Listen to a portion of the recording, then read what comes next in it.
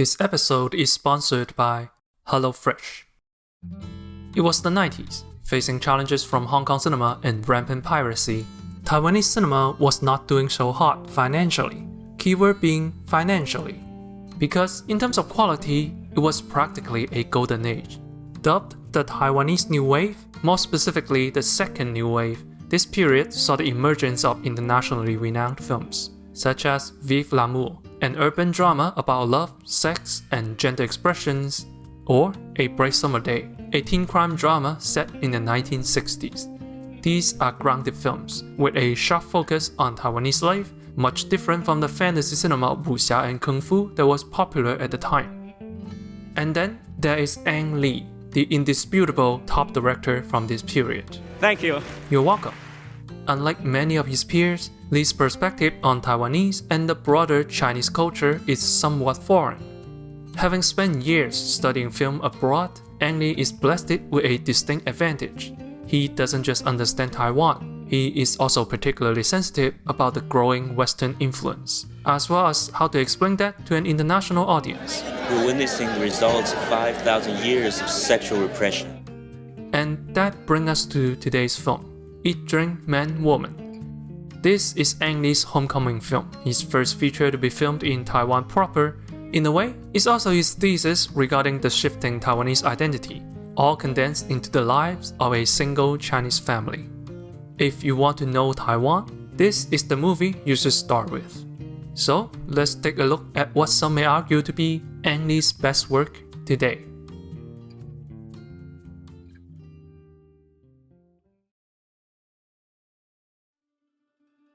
Eat, Drink, Man, Woman is a drama about a family of four, an elderly father and his three daughters. Despite sharing a roof, they mostly live their separate lives, only sit down to share a family dinner every Saturday as mandated by the father. This is the iconic Chinese family image. Like many other cultures, Chinese culture also values big families.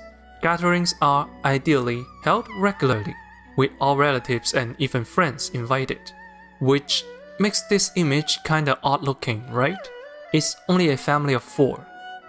A lot of Taiwanese families are actually not that big. Many of them came from the mainland, fled to Taiwan due to the Chinese Civil War. In a way, Ang Lee is questioning the feasibility for Taiwan to maintain this Chinese family tradition. And judging by everyone's enthusiasm towards the food, the tradition is barely alive. Unlike in the West, in Chinese dinner, everything is shared. It is a very intimate act in which personal boundaries are crossed. Food is the way Chinese people connect. When we ask how people are doing, we ask, "Have you eaten?" When we want to insult someone, we tell them to eat shit. Food is connection. And since no one is eating much, it would seem like no one really enjoys this family connection. In fact, the second daughter criticizes it. 喂鱼吃的火腿好了。 Worse yet, she suggests his father's sense of taste may be deteriorating, which later turns out to be true. This family is lost to the father. This is just a shell of a family. So, what causes that? Well, you see, this elderly father is a semi-retired chef, and since food is deeply intertwined with the core of Chinese culture, the father is, of course, old-school Chinese, with an old-fashioned, tongue-curling accent. 饮食男女，人之大欲，不想也难。 All of the daughters, however, speaks a flatter Taiwanese accent. 爸还好吧？他去哪了？ The oldest daughter is the most traditional. She's a high school teacher, an occupation seen as fairly traditional for a Chinese woman. Unsurprisingly, she's the one who plans to stay behind to take care of the father, a very traditional thing to do. At the same time, she's also a follower of Christ. She prayed and thanked God for the table for food, a move that I'm not sure his father would appreciate much. The second daughter is a career woman, an executive for an airline, an occupation less traditional but nevertheless praised in modern-day Taiwan. Notice how the first thing you see about her is her computer screen full of English text. The youngest daughter is still in school, working part-time in a fast food restaurant, practically the polar opposite of what her father does. Now, Notice how the only speaking customer in the scene is a white man. Deliberate, isn't it? Ang Lee used his experience with both Eastern and Western culture to represent a generational gap. The clash between East and West is one of the reasons why this family is just a hollow shell. New Taiwan is adapting to the Western influence so quickly, no one knows what to talk about, so no one enjoys the food. While we are on the topic of food, you are looking at my cooking. Now, I do enjoy cooking for others, but as you can see, I'm not the best cook, and I absolutely hate going to the grocery. That's why I love HelloFresh. HelloFresh delivers seasonal recipes and ingredients right to my door, allowing me to jump right to the fun part. The fun part being cooking and eating. The recipes are easy to follow and can be done in just about 30 minutes. Since ingredients are delivered pre-measured by portions, it also reduces food waste, making my Chinese parents very proud.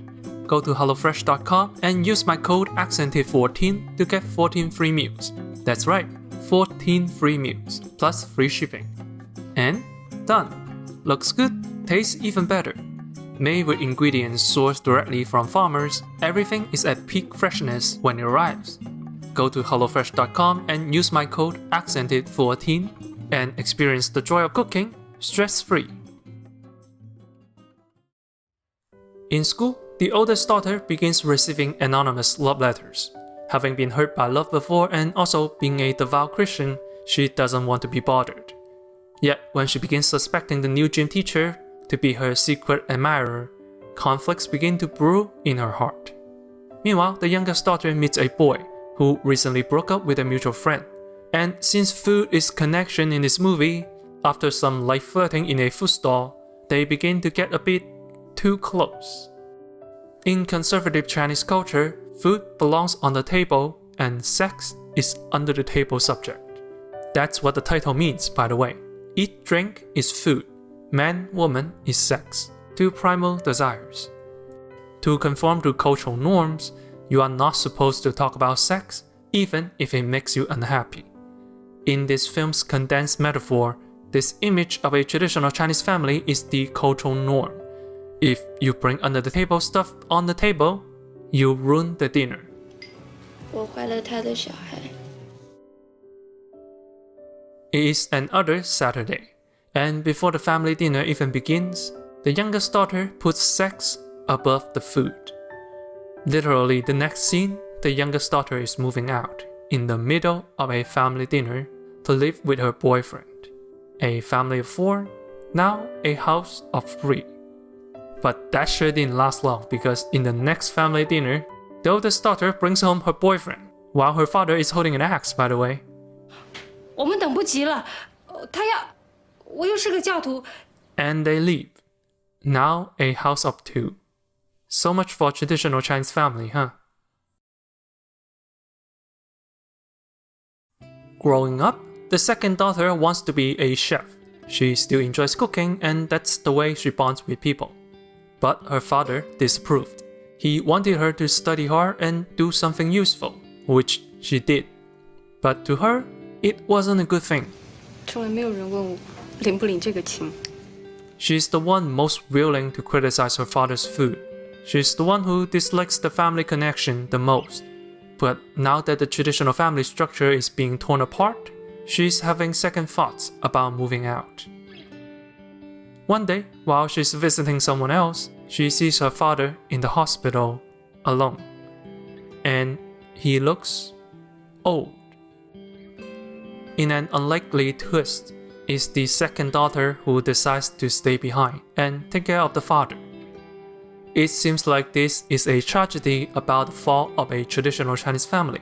But when another Saturday comes, and the family dinner is livelier than ever, both oldest and youngest sisters have brought their boyfriends, and the neighbor's family also joins in.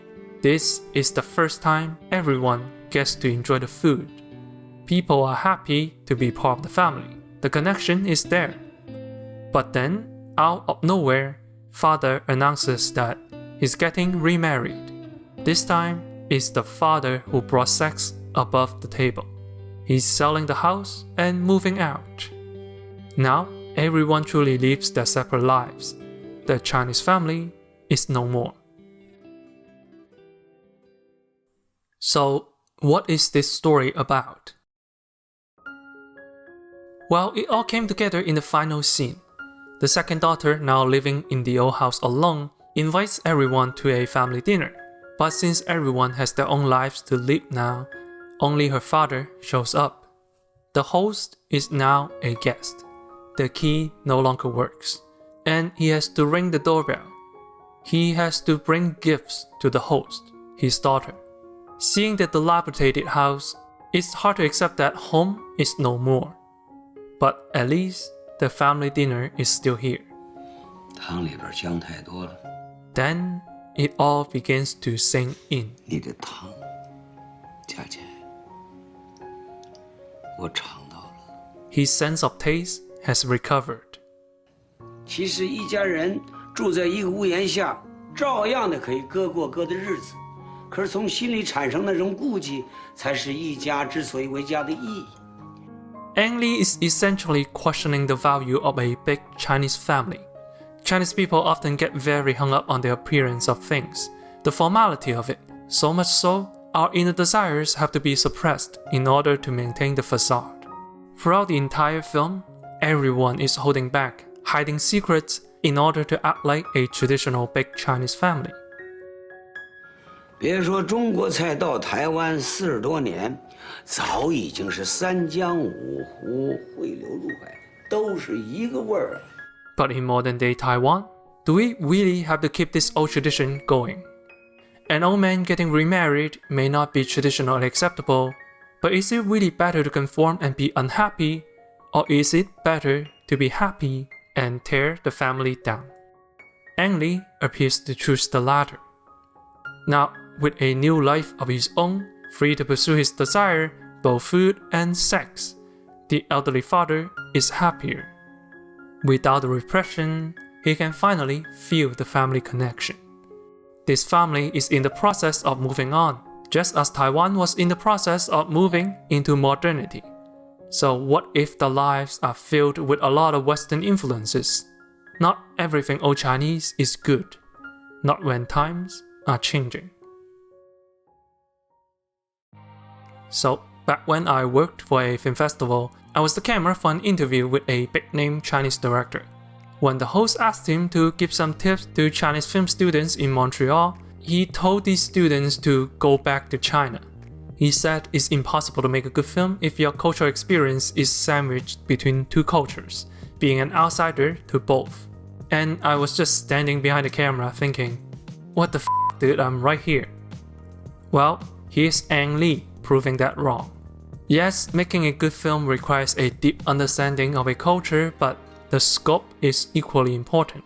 Having experienced both the Chinese family and the American family, Ang Lee noticed the shifting family culture in Taiwan, which allows him to make his masterpiece. With a broader understanding of different cultures, he understands what appeals to an international audience. He knows how to present his culture to everyone. It is never a bad thing to expand your horizon. That's what this channel is about, to introduce you to film cultures of different worlds.